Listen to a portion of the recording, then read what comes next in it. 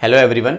आज हम डिस्कस करेंगे दूसरा video higher order linear differential equation with constant coefficient का, जिसमें हम लोग डिस्कस करेंगे पर्टिकुलर इंटीग्रल को निकालना। इससे जो प्रीवियस वीडियो था उसमें हमने देखा था rules for finding the CF only.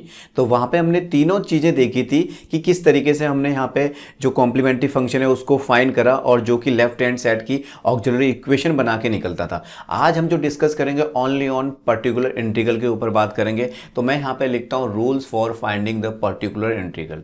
Rules for finding pi, जिसको हम बोलते हैं पर्टिकुलर इंटीग्रल, जिसको बोलते हैं पर्टिकुलर इंटीग्रल पीआई। पीआई के लिए हम लोग यहाँ पे देखते हैं और किस तरीके से निकालना है। सबसे पहले आपके पास क्या होता है, एक्सपोनेंशियल फंक्शन के लिए हम बात करते हैं। मैंने यहाँ पे एक इक्वेशन लिखी है d2y upon dx 2 + 5dy upon dx plus 6y equal to e⁴ax। Mean जब आपके पास राइट हैंड साइड में एक्सपोनेंशियल टर्म होगी, जब आपके पास राइट हैंड साइड में एक्सपोनेंशियल टर्म होगी तो आपको किस तरीके से इसका पीआई फाइंड करना है। तो यहाँ पे मैं रूल्स कर रहा हूँ ओनली ऑन पीआई के लिए। तो मैं यहाँ पे सीएफ निकाल के नहीं दिखाऊंगा, क्योंकि अगर आपको सीएफ देखना है कि किस तरीके से फाइंड करते हैं तो आप वीडियोज में जाके देखिए।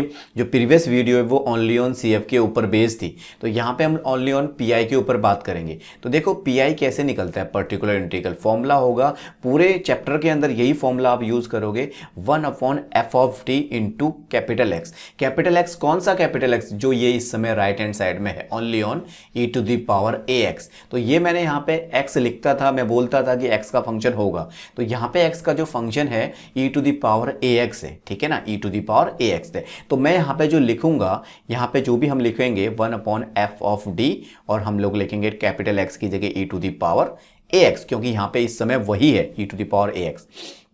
तो कुछ नहीं करना है इसमें, आपको ओनली ऑन जो एफ डी होगा उसके अंदर डी को रिप्लेस कर दो ए से, आपका जो पी आई है वो निकल कर आ जाएगा पर्टिकुलर इंटीग्रल। ठीक है, तो देखिए किस तरीके से निकालते हैं। यही इक्वेशन है, इसका मैं ऑलरेडी निकाल के दिखा चुका हूँ ऑक्सिलरी इक्वेशन में सी एफ कैसे निकालते हैं। ठीक है, तो यहाँ पे बात कर रहे हैं पी आई के लिए। तो पी आई कैसे निकालेंगे, देखो P I 1/f of D. F of D कैसे निकलेगा, आप y को कॉमन लेके बाहर कर दीजिए, सिंबॉलिक फॉर्म में आपके पास निकल कर आएगा d² प्लस का 5d प्लस का 6, ये आ गया। और ये यहाँ से निकल कर आता है, ठीक है, जो पहली इक्वेशन है यहाँ से निकल कर आएगा आपके पास ये f ऑफ d और राइट हैंड साइड में e⁴ax। तो यहाँ पे आप क्या कर दीजिए, e⁴ax को यहाँ पे आप d की जगह रख दीजिए, रिप्लेस कर दिए। तो ये आएगा a² प्लस का आपके पास 5a और प्लस का 6। तो a हर समय नंबर होगा कुछ ना कुछ, ये तो जनरल फॉर्म में मैंने लिखा हुआ है e⁴ax। ठीक है, तो चलिए मैं यहाँ पे एक क्वेश्चन लेता हूँ। यहाँ पे मैं एक एक्सरसाइज से एक क्वेश्चन मेंशन कर लेता हूँ यहाँ पे और देखते हैं कि किस तरीके से इसको निकालते हैं। फॉर एग्जाम्पल आपके पास दिया हुआ है d² upon dx2 plus 2dy upon dx plus 1 और इक्वल टू e⁴2x। तो यहाँ पे a की जगह 2 है। तो देखिए इसको किस तरीके से करेंगे। अगर मैं इसको सिंबॉलिक फॉर्म में लिखता तो ये d² प्लस का 2d प्लस का 1 और यहाँ से y और e⁴2x। तो ये हमारे पास कौन सा है, एक्सपोनेंशियल फॉर्म निकलेगा। तो इस क्वेश्चन में मैं सॉल्व करता हूँ और मैं इसमें ऑक्सिलरी इक्वेशन बना के इसका जो निकालता हूँ C F and P I दोनों निकाल के आपको मैं दिखाता हूँ। तो देखिए, तो सी एफ कैसे निकलेंगे, इसका पहले सी एफ निकालते हैं। तो सी एफ निकलेगा आपके पास, ठीक है, d² plus 2d plus 1। Auxiliary equation आपने बनाई, ये है ऑक्सिलरी इक्वेशन।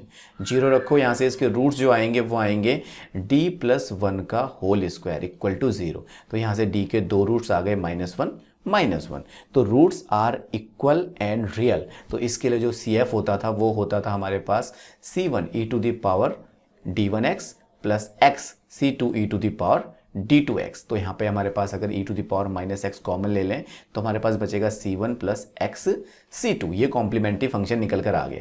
अब हम देखते हैं पी आई कैसे निकालते हैं, 1/f ऑफ d।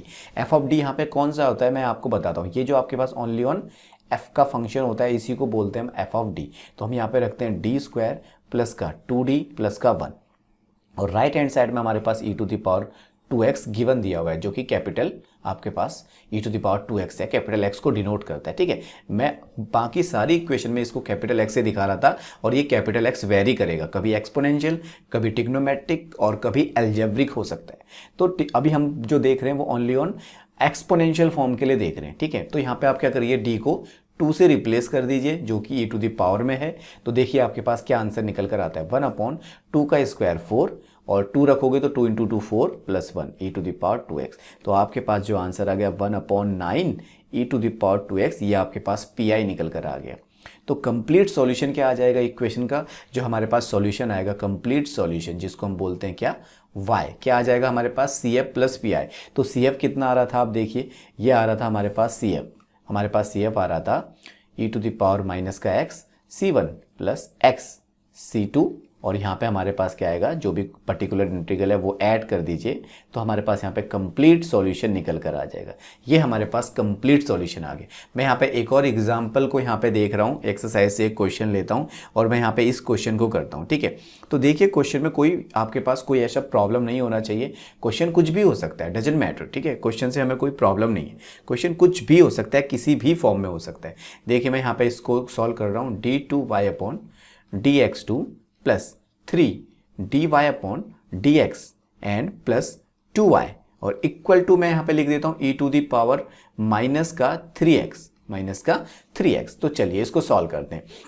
तो देखिए सबसे पहले CF निकालते हैं, CF के लिए ऑक्सिलरी इक्वेशन बनाते हैं। तो ऑक्सिलरी इक्वेशन क्या आएगी, पहले तो सिंबॉलिक फॉर्म में इसको जब आप कन्वर्ट करते तो ये क्या आता, d² प्लस का 3d प्लस का 2 और इनटू में y आपके पास बाहर और e to the power minus का 3x। तो ये हमारे पास निकल कर आता है, ठीक है। तो चलिए अब हम क्या करते हैं, इसका CF निकालते हैं। तो देखते हैं CF किस तरीके से निकलेगा। ऑक्सिलरी इक्वेशन को आप 0 रखो, तो ऑक्सिलरी इक्वेशन आपके पास क्या आ गई, इक्वल टू 0। यहाँ से आप क्या करिए, रूट निकाल लीजिए, ठीक है। तो यहाँ से रूट देखते हैं किस तरीके के निकलते हैं। देखो 3 का जो फैक्टर होगा और 2 का जो फैक्टर होगा 2 इंटू 1, तो 2 इंटू 1 करके आपको 3 दे देगा।